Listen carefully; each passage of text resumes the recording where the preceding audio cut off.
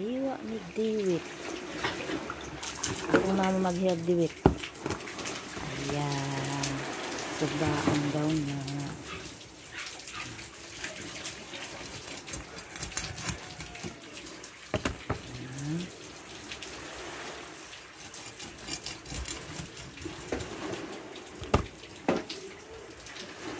Subaon na. Ginagataan ba yan siya, no? Ay, kalamian ni gataan ni Diwi.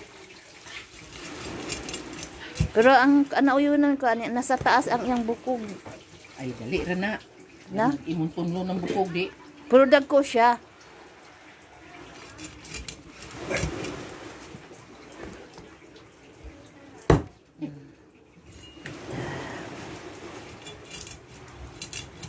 Thank you for watching, mga katim. Wala ko, ano na. Dasig. Dito na.